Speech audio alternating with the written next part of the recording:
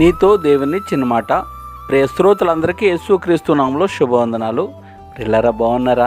మీరందరూ బాగుండాలని, వాక్యం చేత స్థిరపరచబడాలని మీ కొరకు ప్రార్థిస్తున్నాను. ఈరోజు దేవుని వాక్యము కీర్తనల గ్రంథము 6వ అధ్యాయము 1వ వచనం.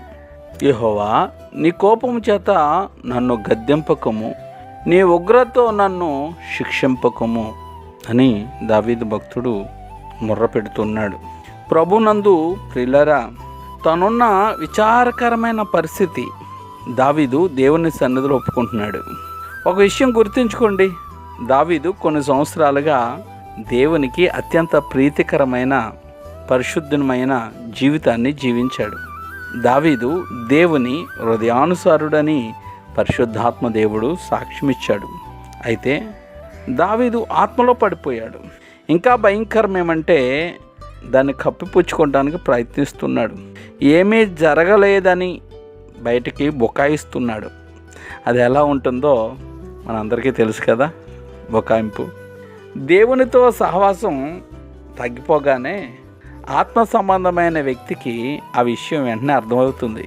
హృదయంలో అగ్ని చల్లారిపోయినప్పుడు ప్రార్థన అలవాటు ప్రకారం వల్లిస్తూ ఉంటాడే కానీ దాచబడిన పాపం మనలో ఉండి మన ఆత్మీయ జీవితాన్ని అది నాశనం చేస్తుందని అతడు గ్రహిస్తాడు.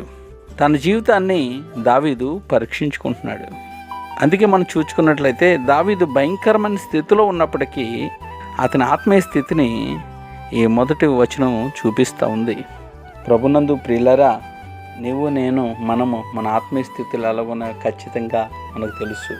మన ఆత్మీయ స్థితిని దిగజార్చేది ఏదో నీకు నాకు మనకు తెలుసు, అది ఏ పాపం. కాబట్టి పాపం వదిలి పాప విషయమే పశ్చాత్తపడి యేసు రక్తంలో కడుక్కొని ప్రత్యేకపరచబడినట్లయితే పరిశుద్ధాత్మ దేవుడు నిన్ను ఒక బలమైన సాక్షిగా, ఒక పాత్రగా దేవుడు వాడుకుంటాడు. అటు కృప నీకు నాకు మనందరికీ దేవుడు దయచేయునుగాక. ఆమేన్. God bless you all. మరణాత షలోమ్. ఈ ఛానల్ లైక్ చేయండి, షేర్ చేయండి, సబ్స్క్రైబ్ చేయండి. ఆమేన్.